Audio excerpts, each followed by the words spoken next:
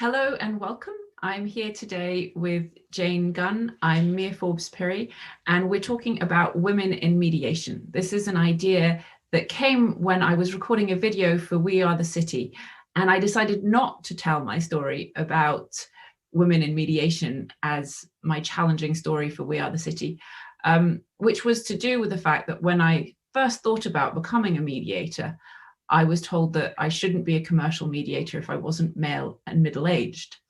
And this came from a woman and from a very well-intentioned place of giving me advice and not wanting me to waste my life going down a route that wasn't worthwhile. And so it made me think about what other women's stories might be in this area. And so I've reached out to a few female mediators to find out what their story is, what advice they might have for people, and what they think needs to change. So we're very fortunate to have Jane Gunn with us today. She's a mediator, she is a mother, so she cares about the future of women in the world. She's an author, a speaker, and a trainer. This year she was listed in Legal 500's Hall of Fame. She's also in Chambers and Partners and Who's Who. And next year, she will be president of the Chartered Institute of Arbitrators. So Jane, just to kick us off, tell us a little bit about you and your practice. So thank you, Mia.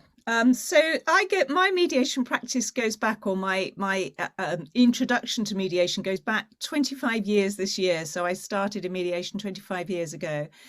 And for a couple of reasons, actually, a library book fell on my head. I've got the book here.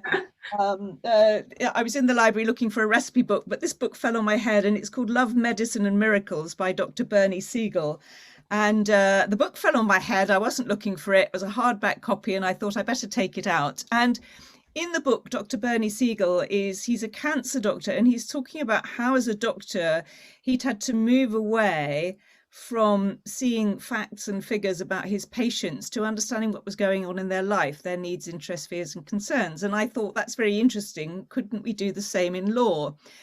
And then at the same time, I was taking part in something called the Tomorrow's Company Inquiry with the RSA. And they also were coming up with a finding that in the workplace, one of the things that's holding organizations back from being as effective as they could be was the adversarial approach.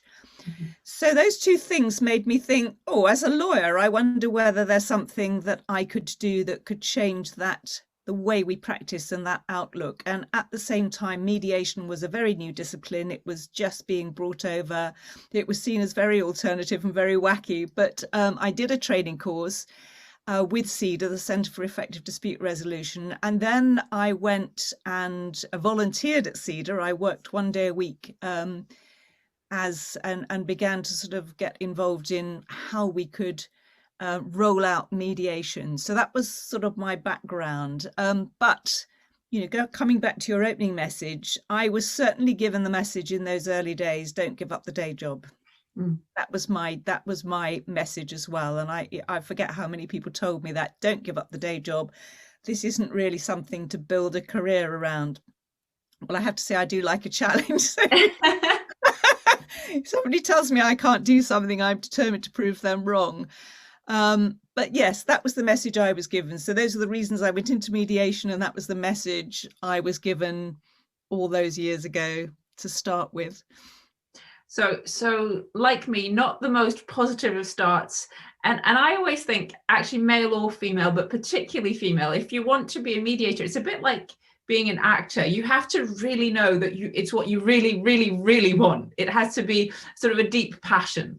Yes. Yeah. And to me, it did feel like that. I mean, there were those two instances, and I somehow don't think that library book falling on my head was a coincidence, but it did seem to me like a calling. It did seem that, here's something I really do want to do and to pursue and understand how it can develop, not just how can I do it, but how can we actually use this thing in society. And so in terms of your practice now, we've talked about a little bit, you and I, before this interview, about slow mediation and barefoot mediation and different directions. So tell us a bit about what you do and what your practice involves. So I think I've always believed that if you're a good mediator, you can mediate most things. That doesn't necessarily mean it's appropriate always, because very often clients and lawyers are looking for somebody who really is specialised. But I don't myself particularly specialise in only one area. I will mediate different types of issues, but I am particularly concerned in boardroom, workplace, partnership, things which do involve people actually, our ongoing relationships as well. But I have mediated construction cases and in particular also medical negligence cases, which are very tough but very interesting. So quite a broad sort of church of mediation experience. And one of the things I've loved doing is co-mediating, actually collaborating in the mediation process. And then also training. For 10 years, I ran a partnership with David Richbell, many people will know, and we ran a business called Matter, and we did the commercial mediation training program, the 5-day program. So that was interesting too. So, and that's where I've got to. And then I think thinking about the sort of mediation process, and one of the things I found as a trainer, we talked about, Mia, was that very often professionals, and very often there are lawyers, but who come to mediation to train as a mediator, they are professional problem solvers. And whilst we explore the mediation process with them, their drive is still to solve the problem for the client and still to sort of dive in and say, well, this is what I would do, or here's my opinion, and be more evaluative, as we would call it. And I've myself, because I'm not particularly a practicing lawyer anymore, and I'm much more interested in the mediation skills side, I shy away from that. I don't want to be evaluative. I want to be very much facilitative. And then we've talked about sort of slow mediation and being transformative. So I can talk a little bit more about that in a bit as well. Yeah. So how did you take this journey from this sort of initial very negative message, and when you were volunteering a day a week at CEDA, to being where you are mediating a lot of interesting matters, successfully across a number of different areas? How did you take that journey as a woman? What did you encounter? Well, I think it obviously has been a long journey, because it's been 25 years. So, it's not something that happens overnight. Well, I think one of the things I found really important was to get out there, to be able to talk about what I found interesting about mediation, what it was, and also to find mentors, who could be my mentor. So my partner, David Richwell, was a very valuable mentor to me, but who else can help me, as a woman, not necessarily other women, certainly other men, helping me to sort of build my confidence, to build my profile, all of those things that you need to do, when you're a woman in business, but also when you're self-employed, as you are as a mediator. You've got to build your own business and your own brand and your own profile. And those things are quite challenging too if you don't have the confidence in yourself. And did you find that you were mentored, or you found mentors that were male or female, or a mixture of both? A mixture of both, definitely, Mia. And I think that's a good thing. And I think there are many men who are very supportive of women, professional women now, and particularly women mediators. So I think, it's important to include them in our mentoring and our masterminding, but definitely both. So possibly not politically correctly, and I often get challenged when I use the words more feminine and more masculine, and there's a whole debate about that. But I would say, potentially controversially, that you have a very strong and more feminine style of mediation, with the slow mediation and the transformative mediation. And you talking about things that you were interested in and exploring those. So how did that work in a sort of a more masculine environment? And how did you decide, this is what I'm interested in, this is what I think works, this is the way I want to do it? How did you have the courage to take that forwards and come out there with that?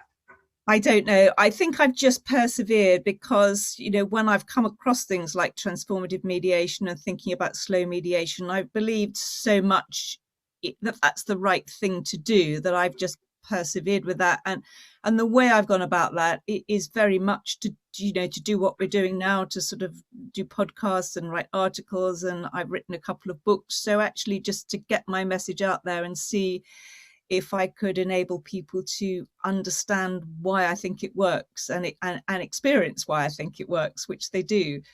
Yeah. I'm, as you know, I'm a big fan of transformative mediation, and we talked about both of us feeling it's a wonderful part of a toolbox. And I think that's so important to look at why things work, because yes. I think a lot of people who are not mediators, and actually many people who are mediators, don't understand A, that it works, and B, why it works. Yeah. Absolutely. And I think, yeah, if you only teach one size fits all, you're not fully exploring the sort of whole process. And, there is quite a breadth to what mediation is and can be for people. And that's really fascinated me. And I've always been really interested in thinking, well, if mediation is usually adopted here, what would happen if you adopted it earlier? Or what would happen if you've adopted it even earlier? So how can we use the skills of mediation, the process of mediation in our lives and in our workplaces at different stages? Then that's one of the things I'm really exploring now. Yeah. So using those skills in day-to-day life, which is so useful for everyone. And that also helps everyone to understand what is going on in the process of mediation. Absolutely. Wonderful. Yeah. And so what advice do you have for other women in mediation? I think if it's for you, believe in it. I think the advice, don't give up the day job, wasn't bad advice. It's still quite true. It is hard to build your own profile and your own career in mediation. And you've got to understand how to do that.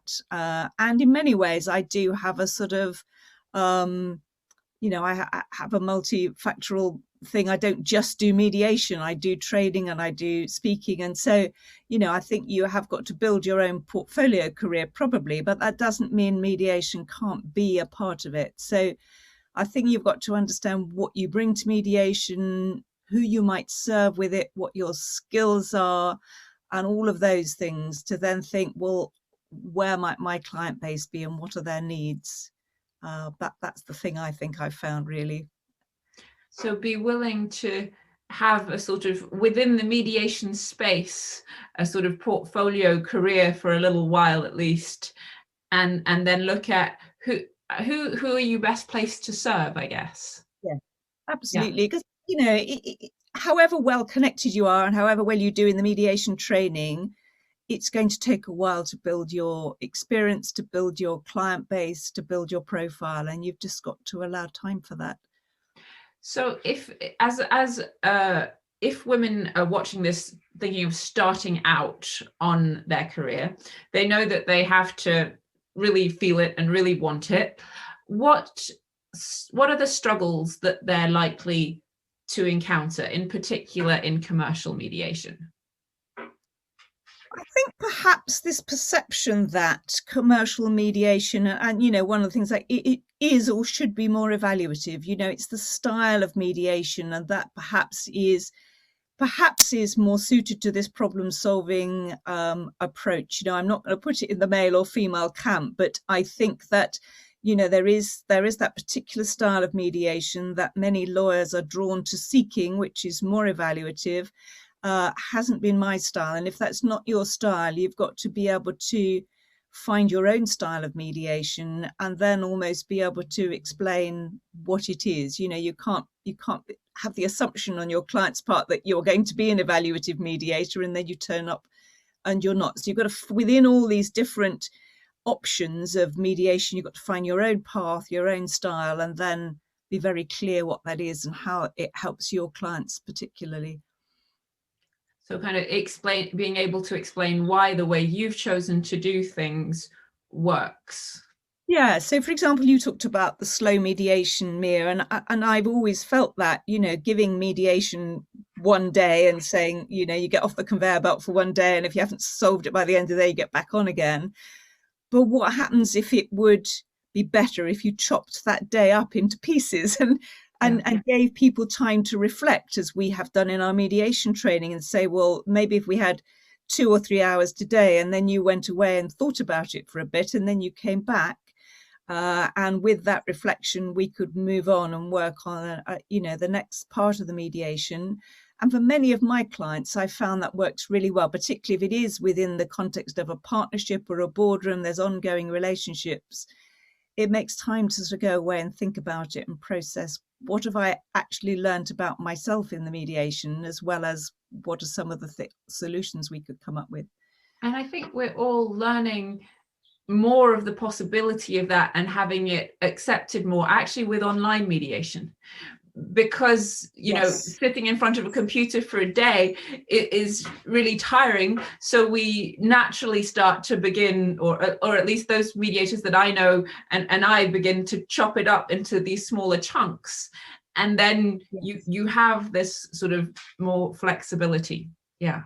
Yeah. So, online mediation, I never thought I would, be drawn to, but it has offered these opportunities to chop mediations up without having to say to people, go away and come back next week. Yes.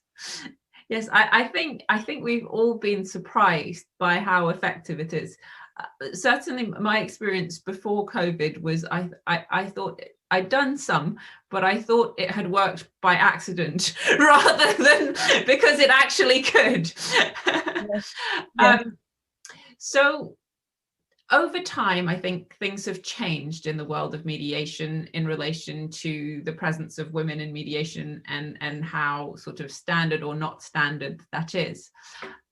What needs to change? What has changed and what needs to change more?